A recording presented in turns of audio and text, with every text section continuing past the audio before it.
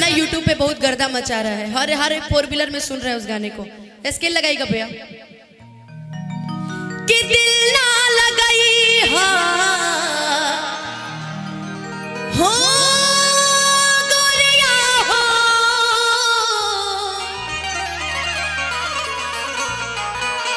कि दिल ना लगाई हर फिर जानी आई कि अब जा जा जा जा भूला जइहा। उस वीडियो में रिया को तो सब पहचानते ही होंगे। क्या बात है रिया, आज बड़ी सुंदर लग रही है, सुंदर लग रही है ना? हाँ ऐसे से। लेकिन एक और उसमें गाए थे कि हमरा खूंटा से खुला जइबू का हो, कि शादी होते जान भूला जइबू का हो, कि तहर दिल हो कि चार्जर कतही लगा लेलू, कि तहर दिल हो कि चार्जर कतही लगा लेलू। बकरे को बात बता दी, हमारे को छोट भाई ओकरा लेके एक बार गोदी में हम फोटो खिंचवैले रहे, तो हमारा फेसबुक पे वो कमेंट आयल कि अनुपमा जी क्या ये आपका बच्चा है? अगर आप मुझे बताई होती तो मैं आपके लिए इतना दिन जिंदगी बर्बाद नहीं करता। उनको क्या पता कि पिपरा में बहुत लोग मेरे याद में, कि मेरे याद में आज भी रोता है एक ऐसा पगला दीवाना है। आप सभी को मेरी तरफ से आई लव यू वाला लव यू। आइए, लेकिन गाने का एक भाव है कि एक लड़का है, उसको सच्ची मुच्ची आप सभी से प्यार हो गया है। प्यार प्यार अच्छा, कितने लोग प्यार किए हैं और कितने लोग नहीं किए हैं? आइए, जो बीच वाले इनको क्या समझो, आधा वाले प्यार। अच्छा, मुझे गाते गाते पब्लिक के बीच में खूबसूरत चेहरा भी दिख जाता है, आज भी दिख गया है। मैं थोड़ी देर में उसका भी नाम क्लियर कर दूंगी, ठीक है ना? डीजे बिट्टू मेहरवा उर्फ मैनेजर जी। आई कि बिना नरैन के चांद ना होला, कि बिना सूरज के घाम ना होला, आ प्रेमी भला ही पुरान हो जाले। अरे रिया जी, अब बाकी प्रेम का बहु पुरान ना होला।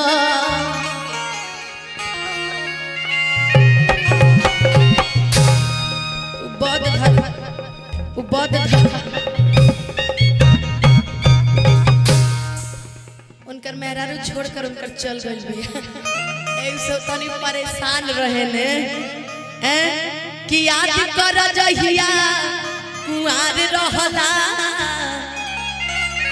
रिया से मिलत बार बार रहला, कि तोहरा बिना अरे खाना पीना लगे ये गोरी की बेकार हो, कि एगो हमर दिल हमर जान तीनों तोहार हो। लेकिन लइकवा एगो भाव कहल गइल बा कि नैन छुरी से कटारी हो गई, अब प्रेम के दुनिया पुजारी हो गई, और जब केहू केहू की नजरी में आके बस जाला तो बुझा कि प्रेम के बीमारी हो गई। आज जितना लोगन के प्रेम भइल लोग तो जानी गई है।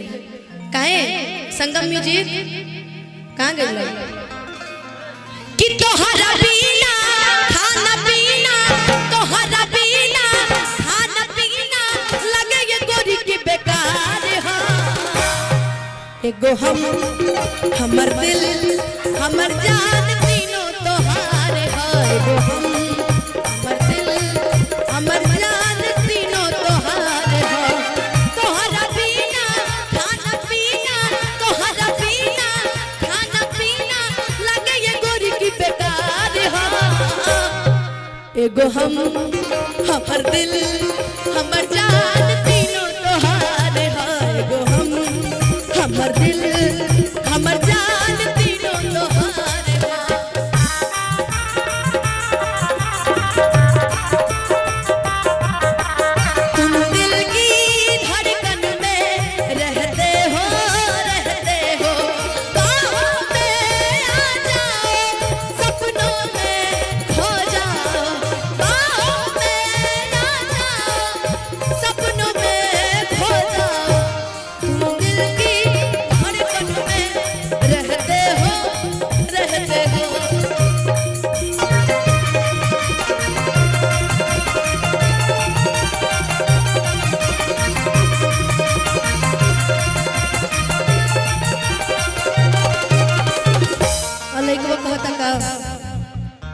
देखो गिरी हम हमारे मुखिया जी बनवले बने स्टेज जब से देखले बानी ये रानी आ तोहर चढ़ली जवानी हो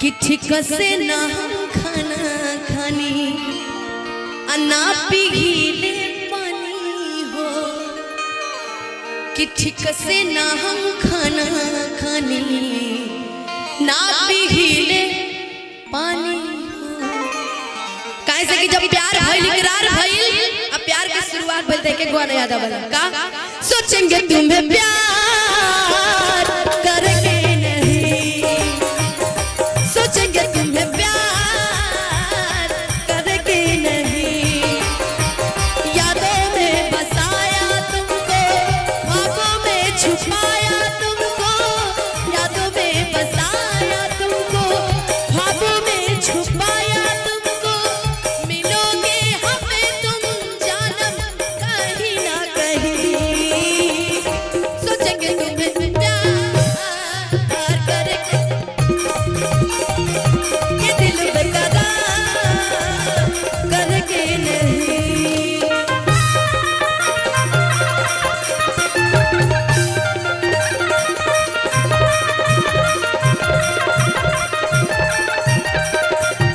और सुनो देखो जब बड़ भसुर सामने रहल करे तनी पर्दा कर लेवे के चाहिए अब कौन भसुर है यहाँ? भसुर के बाहो तनी बता देबो हाथ उठाइए जो भसुर है कोई नहीं हाथ उठाएगा म्यूजिक अब भसुर बता दी संगम म्यूजिक हाँ?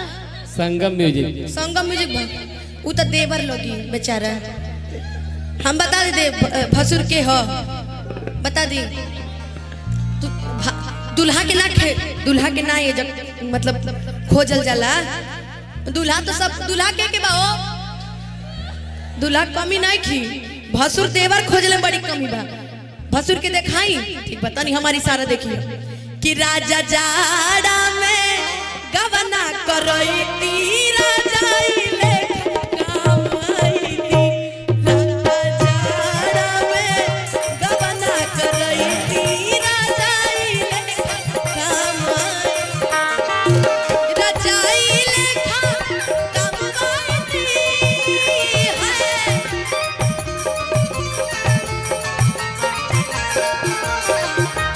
ओह बर देहिया से देहती हो रही थी राजा इले काम आई थी राजा जाड़ा में गबना करई थी काम